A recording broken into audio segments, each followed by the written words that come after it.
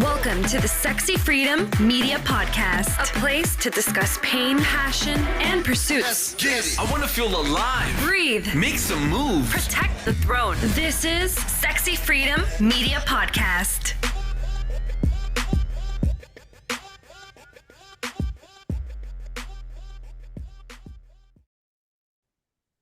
Welcome to the Sexy Freedom Media Podcast. It's your girl, Helen Edwards and January, Liddell. Aloha. Today, we have our ongoing, continuing guest, Dr. Gretchen Gavero.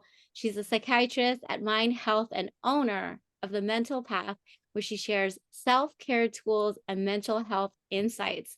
Today, we'll be talking to her and asking her questions about how we can navigate through mental health with our loved ones. So I'm really excited to share that and to ask her questions, dig deeper into that. Gretchen, welcome back. Thank you. It's great to be back. So we're just going to dive right into it. We have a lot of people out there in the United States, all over the world with mental health issues.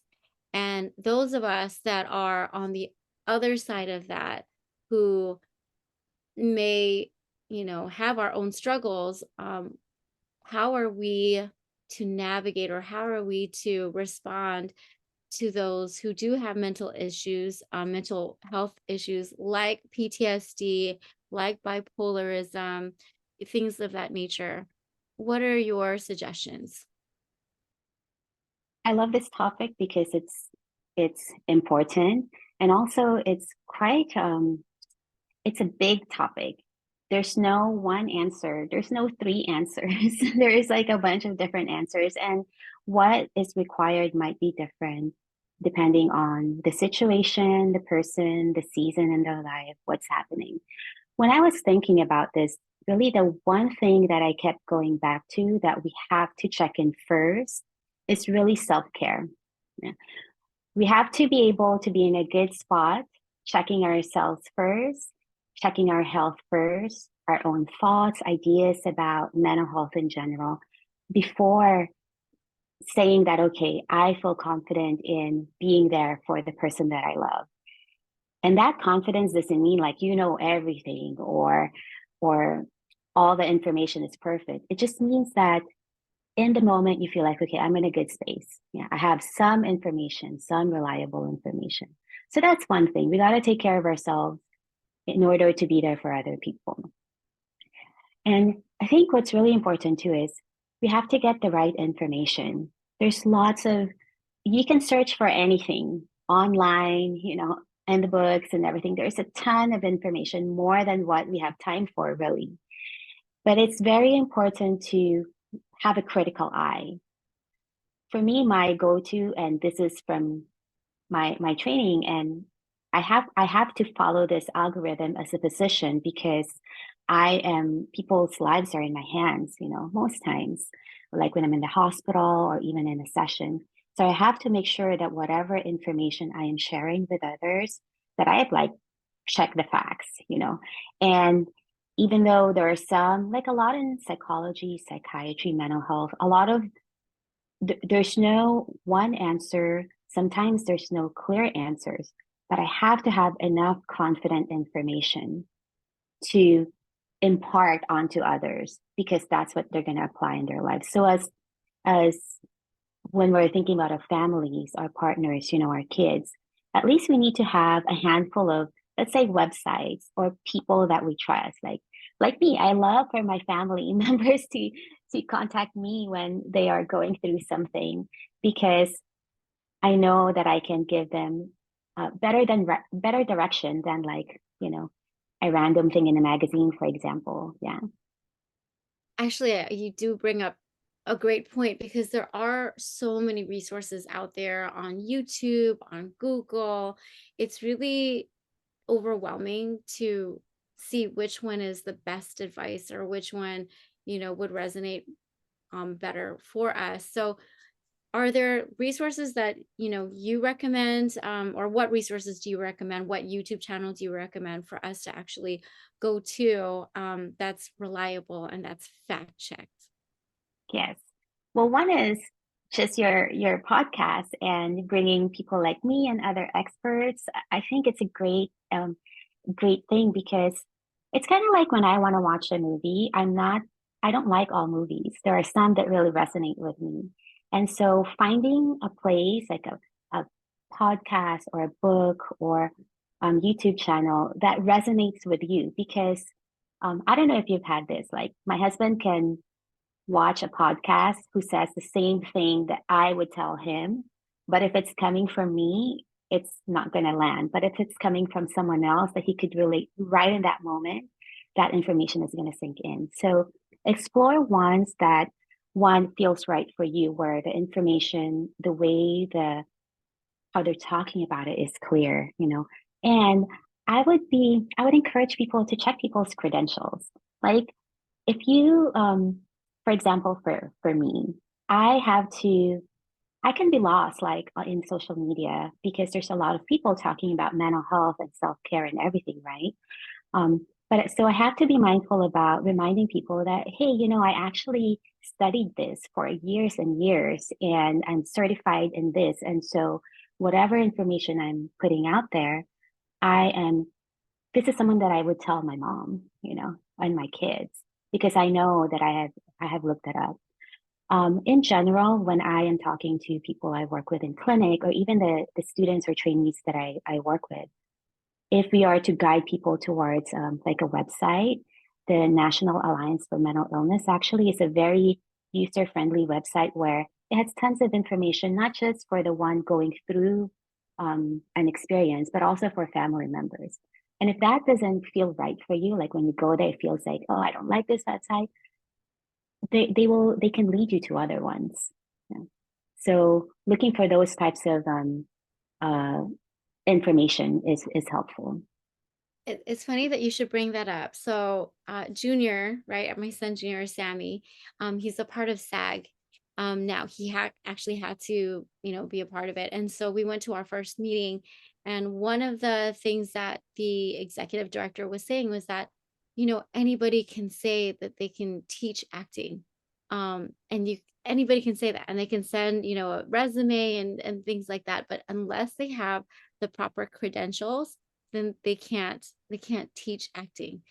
So even one of the board members who has been a board member for years, and he's like, I'm not even allowed to teach. He's been an actor for quite some time, but he's not allowed to teach as well. So it's very vital, it's important for us to check the credentials and see where that person got their licenses, their education. Thank you for reminding us that. And can you please repeat the name of that website? Yeah. It's, you can type in NAMI, NAMI. That's usually one of the places that I go to because the information is easy to read and they can give you to different resources. You know, it's really, as far as resources too, it's a balance too. I mean, I wouldn't want to just go to, I want real life stories as well, right? Like there are many people with such expert experiences based on just the wisdom that they have overcome. But it's about making sure that we're just having a balance of information. Like if I want to do a podcast, yes, I will go to a course on how to make a podcast, but I'd also want to check in with you who have had this experience for a while. Yeah. And then blend that information and see how can that, apply to me. But going out there randomly without thought about what I'm looking for, one, that could be a waste of time. And two, it might derail me to the information that I'm actually seeking or my aim of getting that information. Sorry. Go ahead, Helen. Okay. Well, one of the things I like that you said real life stories, because recently that's something that happened to me. And it was the mental health, I would say, I don't know if the right word is spectrum, but mental health can range from, the ones everybody talks about: anxiousness, anxiety, depression, and then they can go to extreme schizophrenia, schizoaffective. By the way, I didn't even know what that word meant until this situation happened to our family a month ago. And a few things I noticed, about myself, somebody who's strong, somebody who's researches, somebody who understands mental health. When it comes to the more extreme parts of mental health, things that I can't just say, hey, you need to meditate, you need to relax. These are severe mental health issues where it's like, I don't know what to do. I feel lost. I feel scared. This is somebody I love. How do I support them? How do I talk to them when they're I'll use psychosis, because that's actually what happened. They were going through psychosis. I was talking to them while they were in psychosis.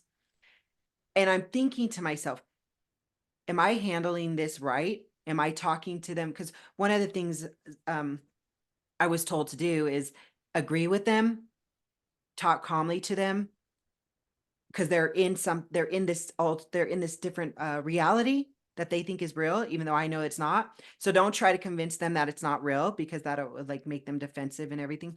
So I try to play along with it until they came out of it. But it was really, it was a moment that I was like, oh my gosh, this is really extreme. What do I do? How do I support them? And I'm going to tell you, Gretchen, I almost reached out to you. And this is another thing that I kind of noticed. There's people that want to reach out for help, but their thoughts come in their head like, oh, I don't want to bother this person. Oh, maybe like these are things that came to me why I didn't reach out. Oh, I don't want to bother her. She's going to be on my podcast. Like, she's busy. I should probably figure this out myself. Am I overthinking this? So all of those stop me, right? And then there's the part where it's like, where do I go for help? Where do I find help for something when somebody's going through something I've never seen them go through? Do I contact the hospital? So what I did is I joined a Facebook group and I asked questions. It was a siblings for siblings that are going through or had episodes of psychosis. And immediately I saw stories that were exactly what we had just went through. And it's okay for me to share this because my sister has been open about it. She's now in a treatment center. But it just really came to me, like, for people that are out there with loved ones who are going through not just the I don't want to say simple, because they're not simple, but the mental health that we all hear about, but the severe ones where your brain is basically hijacked. That's a scary situation. How would you, what thoughts do you have on this? Gosh, I love this. I love this scenario because it is more common than you think. One, back our first podcast, we talked about labels and diagnosis. And I think it brings me back to that because it reminds us that, these descriptors are helpful because it gives you a starting point on what to look for online. That's one thing. And then if you are already connected, the first thing is safety always, right? Like, before even knowing what to do, if something is unsafe, bring them to the ER, because that is probably, hopefully, the safer place to be, and you have, doctors and that other support there. And then if you are already connected to like a primary care doctor, so even more important, outside of psychiatry, why it's important for us to have some primary care physician that we can reach out to. One of our responsibilities as medical providers is, when things like this are happening, we have to be accessible. And it's not like you're having a visit, then and there. Sometimes that's not possible, but in emergencies like that, you can guide families on where to go. NAMI, again, it's coming to mind because it will give you a starting point. It will tell you a phone number to call, And then this is also where check in with ourselves and say, okay, what is really the thing that I got to do right now? Yeah. What information do I need, and who can I reach out to? And I love that. I'm so honored that you thought about me, and I wish that we get to a point where, yes, reach out, because I will probably have to do the same thing if I need this. I think this is the power of creating spaces like this, because people know that, not all psychiatrists are just in their office, like doing not wanting to see people or answer questions. There are people like me, and there are many people like me who are, for example, in social media, who, if I get a message, let's say on Instagram saying, what is schizophrenia? Or what is going on here? I will answer that and say, go to this website, this is an emergency. And even that is a starting point, because you need a momentum to connect you to someone who can give you, more information. The power of technology too is we have to take advantage. There's lots of good information. Just with a critical eye, you can find the right information. So it's going back to self-care, calming yourself down, and trusting that I'm not alone in this world. I have resources. If I don't know a psychiatrist or a mental health provider, I'm sure I know a friend I can bounce, I can tell them what I'm feeling, and they may have other ideas. That's a great thing about having all kinds of brains in like a situation. Even here, 3 wonderful brains just sharing information, and the people who are going to watch this recording, hopefully some of this message ripples on. I think that's how we can spread information. So let's talk a little bit more about self-care, because that's actually what I wanted to dig deeper into. Can you tell us some of the self-care tips besides meditation? I know Helen mentioned that. I love that you mentioned NAMI. That's probably one of the go-to for self-care, and to understand a little bit more about how we should respond, or resources where we can go to. And then you mentioned reaching out. So reaching out, definitely going to reach out to you, Gretchen. Thank you for being so open and kind and generous of your time to let us know that we can reach out to you. So thank you. What else can we do? Yes. Okay. So for self-care, my go-to structure is always 3 things. And we might have discussed this on our first show together. And it's really body, mind, and your outside world, how you're interacting with the world. So when it comes to when Helen was talking about, meditation and relaxation, those are super important because it buffers us from stressful situations, right? Having a regular practice of how you're grounding yourself, you're clearing your mind, you're slowing down. It teaches your nervous system how calm feels like. And calm feels good, actually, for to balance the busyness of life. So when you are faced with a stressful situation, your brain knows that, okay, this is getting a little bit too extreme. It's not the calm that we used to enjoy. So let's get back to calm. So having some sort of practice like that. And, it looks different for many people. Sometimes it's prayer, sometimes it's watching and listening to music, or being in nature, or dancing. So whatever helps you tune into your body. Also, from a medical standpoint, all of your annual checkups, your going to your dentist, all of those things, your nutrition, your exercise. If you tie it into mental health, it's important to make sure that we're doing all of those things, because medical conditions can cause or make worse emotional and thought problems. Yeah. Like irritable bowel syndrome is very, very common, and it's directly tied to anxiety and panic. And people might say, I don't like hearing this from people I work with. They say, oh, I went to my doctor and they said it's just anxiety. I just need to see my therapist, or vice versa, where they go to their therapist and they say, oh, you just need to go to your doctor because it has nothing to do with anxiety. In my over a decade of work, you cannot separate it. Both have to be addressed, and both have to be addressed simultaneously.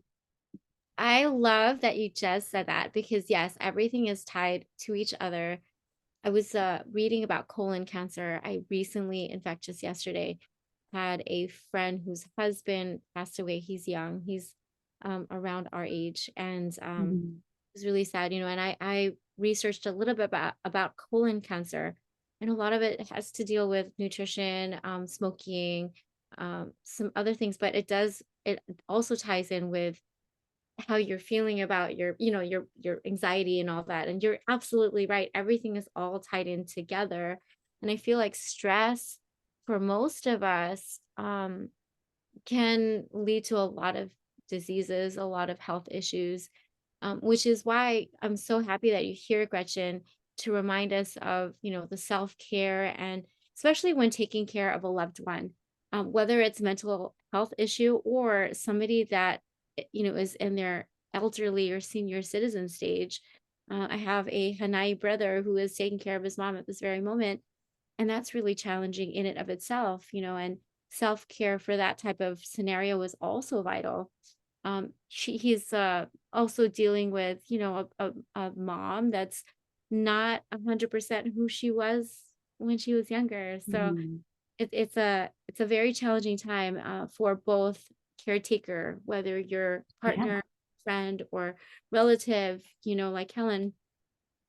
It's really trying to help them the best way that we possibly can, but still take care of ourselves. So above self-care, what's the next steps? Because when something like for example, Sam, we all know Sam has PTSD. So when Sam has this episode, what can I do besides self-care? How can I respond to when he has his episodes? Yes. Um, before I'm going to answer that in a couple of minutes, but just to tie up the self-care stuff. So we talked about, yes, taking care of your body, again, taking care of your mind, the psychology part. If it means going to a therapist or doing some self-work, then we got to do that. And as simple as like paying attention to just what you're thinking, especially in stressful situations, because it's a seed, and you want to be mindful about what you're going to grow, from those thoughts. Yeah. And then the last part of that, because there's always three. So if there's something to remember, remember the three things: body, mind, and then your external environment, and your including like your past experiences. In psychiatry, we think of it, we say that's the social aspect of your health, your past and present situations that's outside of you, like work or relationships. So Sam would fall under the environment part, yeah, or social part of that. So taking care of those three things. And then outside of like taking care of ourselves, then what do we do, for our people, for the people we love? I think especially when if someone is not open to support, and sometimes in the moment that happens, right? Like I hear you, Carl shares too. My husband Carl, he has depression and PTSD too. So from a different um source, and when you're in the moment and those symptoms are coming up, like you're starting to be agitated, you're a memory, like you had an argument, and then all of a sudden, like you're talking about dinner and it blows up into like a big argument about your entire relationship, and then you're gonna break up. That's usually kind of like how our arguments happen. So there's different layers of supporting our loved one in those situations. For me, I'm always thinking about safety, in the middle of all of this tension and anger, are they safe? Am I safe? That has to be number one. Are my kids safe? Are my pets safe around this angry person? So safety is always the main thing. I have family members who will call me in the middle of a crisis saying, what should we do? And I tell them, you call the police or you bring them to the hospital because it is not a safe situation. When the brain is in that mode, fight and flight, everything is survival mode. Yeah. You cannot trust the brain in that moment. So the distance is going to be important. Yeah. So going back to self-care, the reason why meditation and relaxation and all of those things you're doing every day is important, because it brings you back to that safety and calm. You're the calmer calmer part in that dynamic in the moment. The other person can't regulate their emotion. You have to be the person to kind of help them in that space while you're taking care of yours. Yeah. That's not an easy thing to do sometimes. Yeah, I was just going to say, it is not easy to Mm-hmm. be that calm person in that moment, especially when things are being said and it's affecting me, and I'm, trying my best to remain calm. And I know in the heat of the moment, in that moment when he's having his episode, I'm like reminding myself, stay calm, remain calm. But then there are words that are being said, and then it triggers me. And then I lose that control Yes. of not being calm anymore, then I take it personally. So that's kind of I think an issue, at least for my Hmm. case, is that I do take it personally. I'm trying not to, Yeah. but for many of us who do have friends, family, spouses who have PTSD, how do we remind ourselves Yeah. not to take it personally? Yeah. So let's talk about it in layers. Let's talk about what you do in the moment, and then let's talk about what you do after or how to prevent it. Yeah. Because it's yeah, there's multiple layers to this thing. So in the moment, again, safety and the once you realize that, okay, because you probably know the pattern, you know how it's gonna unfold, you know how you're gonna feel, you know what he's gonna say if this is happening for a while. I'm talking for myself too. I've been with my husband for what? Oh my gosh, 24 years. Yeah. So I could predict, yeah. Um, most, I would say 90% of the time. But and so because I'm practice calming, it's not perfect. January, I give into those too. Oh my goodness. Like sometimes because it's adrenaline, right? Your adrenaline is rushing, and the main point of this adrenaline is you're gonna run away from the situation or you're gonna fight. Yeah, because your survival, is at risk. And so if what has worked for me is I would literally say, in the beginning of the argument when it's kind of brewing, I would listen. Let's talk about tactics, which I love. I would imagine actually, well, I would have a physical space. I wouldn't be like forward and like in, too close, right? Because it signals the brain to be like, okay, we're in a confrontation, we're preparing for a match. So I intentionally like create a little bit of space, maybe across the table. I like depending on how I feel, I might like stand up with my feet like shoulder width apart, grounded on the floor. So I feel like I'm strong, I'm grounded. Yeah. I would check in with my posture, like not in a fighting Superman mode, but just like in a confident, calm mode. So all of this like tiny things send signal to your brain that actually tells you that, okay, I'm solid, I'm grounded, I'm confident in this situation. And then I even sometimes like lean back a bit because it gives a signal to my eyes that, okay, I'm taking a step back and looking at this from a wide perspective. Because when we are super stressed, when we're in a stressful situation, your nervous system wants you to focus. So your eyes are like tunnel vision. Yeah. When we're caught in drama, we are tunnel vision. Our friends will tell us that. You can't see the whole perspective. So leaning back helps me. Sometimes if I can't do that, I don't have space, I would actually, as I'm talking, I would look across the room. Um, so that I'm not eye to eye with the person, but maybe to the side. I would look, but I will make sure that I'm looking wide. I'm reminding myself that I need to balance this tunnel vision situation with like a wide perspective situation. And I'm really paying attention to my body. You probably know how it feels like for you when your adrenaline is rising. Yeah. Because then it'll get to a point where it's going to be a tug of war. Do you give in, like take the adrenaline bait, or do you walk away? Yeah. You have to know yourself. I know myself so well that I know that if I stay here 1 minute more, I'm gonna be like, rah, I'm gonna fight again. And it's never helpful, that situation. And so if let's say the person we're in front of is just wants to fight, they just want to be like, even if you're saying, I don't want to talk about this, or let's wait, and we have done that when I would say, you're upset, I'm upset, let's talk about this later. And Carl would sometimes say, no, I want to talk about it right now. I have to say, okay, stop, stop. We've gotten to a point where I have to be like, stop. No, you really cannot, And then if it's not working, I will walk away because he can't, I will literally walk away. Sometimes he'll follow me and he'll follow me and I'll say, no, can't. Yeah. You say it So, in such a calm way, Gretchen. I think that's probably one thing that I have to practice is saying in a calm way. And I'm sorry I cut you off. I really love that you are sharing this because there are even the posture that you're mentioning, the stance. I didn't even think about that. Those are very little things, but you're right. Body language says a lot. But even the wide, seeing things in a wide view, I think that's amazing. Um, what if you're in a car? Because that's one incident that happened in a car. I can't put my feet on the ground and stand up, and looking out, I can look out the window. But what can you suggest when we are in a car and something like this happens, or in a confined space? Yes. And all of this, always prevention. Yeah.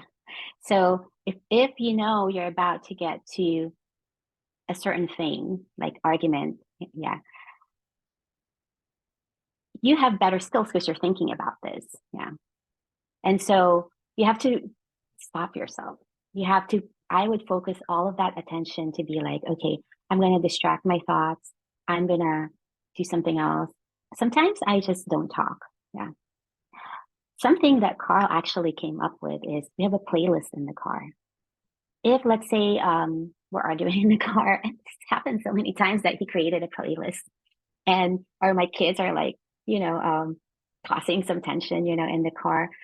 We have a playlist where if you play it, there's no way that you're going to be angry. For example, that one, a repeater in our playlist is Christopher Cross. Like, listen to Christopher Cross and his songs. I think he even has a song that says everything's going to be all right or something like that. You cannot just listen. You cannot continue to be angry. So that's something simple, right? So have a playlist, and then on your own, you can also rub your palm, because remember, pressure, pressure in our skin, yeah, can be soothing. You can rub your palm like this, which I do, or if I feel weird like doing that in front of them, actually I don't think about that if they say, why are you doing that? And I would say, I'm starting to feel upset. I need to calm down. That actually is helpful for them, because then they can they can check in with themselves and with the situation. But you can also rub your thighs, yeah, or even like your arms like this. It feels so good. Yeah, it gives you a sense of one, you're being hugged or someone's comforting you. Sometimes that's why for kids we do that, right? That's why if you have pets, you like rub your pets, and it's so soothing. That has something to do with the pressure and the signals it sends to your brain. Genius. I never would have thought to create a playlist. I would love to hear your playlist. Please share that with us. I will, yeah. I'll send a list later. Yeah. And even rubbing, I didn't even think about rubbing my hands, or even, and it is very comforting. It's comforting. It's almost like you're, Yes. You're soothing yourself. And I didn't think of doing that. Yeah. So thank you so much. Go ahead. Another thing with that is the breathing too. We didn't even talk about it. It's my go-to number one every single time. I guess I didn't say it because it's so automatic that when I'm upset, I just have to, I don't think about it anymore. My body just wants to do it. So when you're upset, like people take deep breaths, but sometimes they do it so fast. Yeah. So we start going. When I see that actually, like Carl's doing that in the car, I know that he's trying to calm himself down, but then I'm like, man, he's not doing it correctly. So I have to tell him, okay, I tell him gently, do long extended exhale. Yeah. And sometimes, so if he's too upset, he's not going to do it, but most times he does. And so it really has to be like 2 or 3 times as long when you're exhaling, because the idea is that you wanna breathe out the carbon dioxide that you're taking in or producing with all of that. Yeah. So it's something my daughter taught me is pretend you're smelling a flower and you're blowing a candle. Yeah. It's genius. She learned it from school. Yeah. I love that our children are learning that. My daughter taught me popcorn, smell the popcorn. And there's a time, I think, is it 3x3 or 4x4 in terms of how many seconds you breathe in and out? Yeah. So that's called box breathing, where you inhale for 4 seconds or 3 seconds. It doesn't matter. It's more like it's even. You breathe in for 4 seconds, you hold for 4, you breathe out for 4, you hold for 4, and then you do it again. And really, it's whatever works for you, right? And because each body is different, and I don't want people passing out doing all these like breathing techniques. You have to pay attention to your body. But the great thing about practicing getting back to your breath is when we are our brain has a spotlight of attention. And that spotlight is just kind of like looking for what do I lock in on. And when there's an upsetting situation, like a fight, that's the brain says, okay, this is dangerous. We need to make sure we're focusing on it. So we're locked in. And so if we are too overwhelmed, we're just going to focus on all the negative stuff in that situation, like preparing how to respond and everything. So when you remember in that moment that, okay, let me get to my breath, let me count out the things, let me feel how my hand is rubbing on my skin. What that's doing is that spotlight of attention is being taken away from that upsetting situation and then redirected. So at least it's like not all focused on the negative thing, but it's being refocused on other things like your senses. That's why like grounding exercises, like thinking about naming 5 things you see, 4 things you hear, 3 things you feel, 2 things you smell, 1 thing you can taste in your mouth. It's engaging your senses, taking it away from that situation, and it's buying you time. I might have shared this before. Once your attention is locked in on an emotion, becomes aware of it, and sends all of this electrical signals in your body to have a reaction. For adrenaline, it takes less than 2 minutes for all of those, like that thing. It needs to do its thing. Yeah.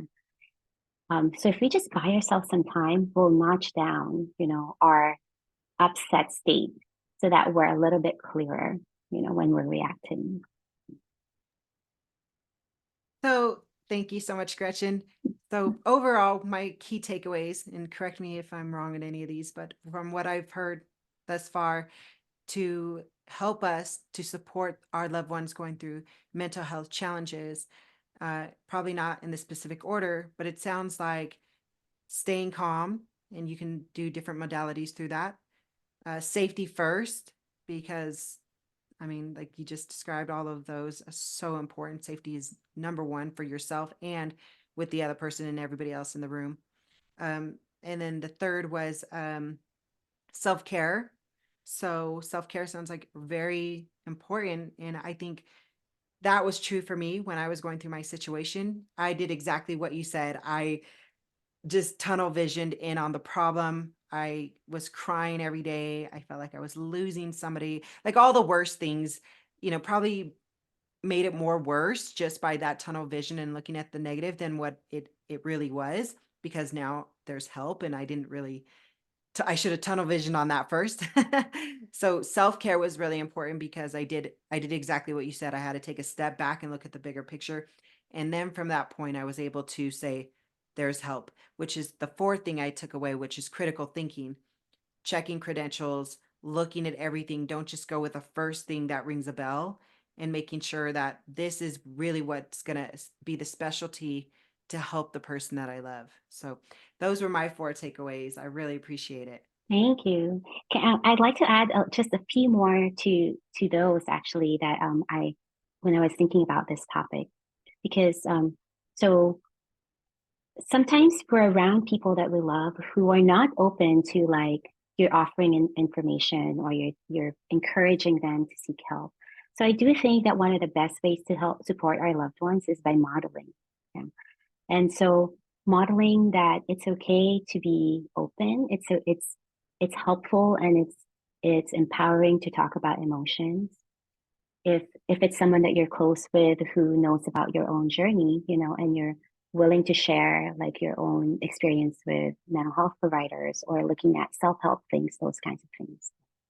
And kind of like for our kids too, and for our partners, like because I get stressed too, and I get down to all of those things, and if I can demonstrate, how I can overcome that, that's consistently, that's empowering, to people.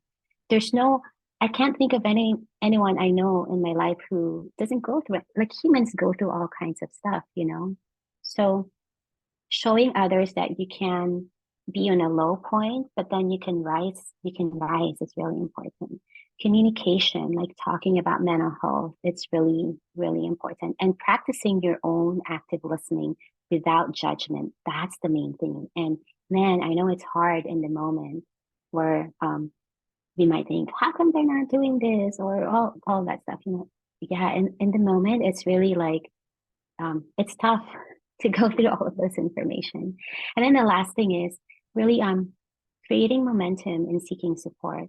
Sometimes it's about actually doing concrete things like, do I need to help someone actually call, you know, call for help? Or do I actually need to buy a book to give to someone? Do I actually as simple as, do I need to like buy a notebook, you know, for journaling? So those small concrete things can be important. That it's like any habit. The more barriers or steps in between that you can take care of for them, you know, as they're trying to figure it out, eventually they're going to have to do it on their own, right? We're not enabling things, but we're getting the momentum going, taking the barriers away. Gretchen, you gave us so much value today.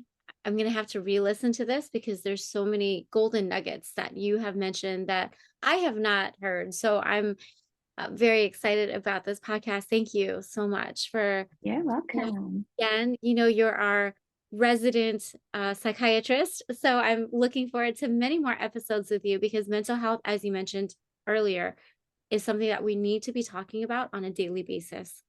I think that's the one thing that, you know, just like money for me, you know, and Helen, you know, our business is finances. So for us, just being in that mindset of talking about money, talking about finances constantly helps us with our own business. But, you know, mental health is, we live in our minds. Our minds are a battleground for all of us. You know, just because I'm not diagnosed with certain mental health issues, I still have my own struggles that I deal with my own personal mental health. So all of these things that you mentioned today are things that I can help, you know, just for myself and how I can be a better version of myself. So thank you so much. You're I'm welcome. excited about the next episode. But with that said, thank you. And for all the listeners out there who are struggling with mental health issues, who may not be diagnosed just yet, please check out NAMI. Please reach out to Dr. Gretchen Gavero. She is a psychiatrist. And as she mentioned earlier, she is open to listen. So please reach out to her. And, you know, if you ever need anybody to talk to, Helen and I are here as well. We are just a message away, a call away. My name is January Liddell. You can find me at January Liddell at LinkedIn, and you can find me VIP Finance Builders, as well as Instagram. And Dr. Gretchen, where can we find you? Yes, I'm also on LinkedIn, Gretchen Gavero, and Instagram at _mental_path. Helen, where can we find you? Yes, thank you everybody for listening. And again, like January said, thank you, Dr. Gretchen Gavero, for coming on. You're amazing. Just like her, I learned some new things, and I love the message that we're sending out to everybody, because it's not just based on people who are going through mental health, but people that really want to help their loved ones going through it, and they need a direction on where to go, because sometimes we can feel lost also. So thank you. Helen Edwards, you can find me on Facebook, on TikTok, on Instagram, Hell of a Journey. You can get my book, Nothing Sexier Than Freedom, available on Audible and Amazon. Thank you so much for listening in. And if this episode or any of our episodes has added value to your life, please share with your friends or leave us a review on iTunes or a star review on Spotify.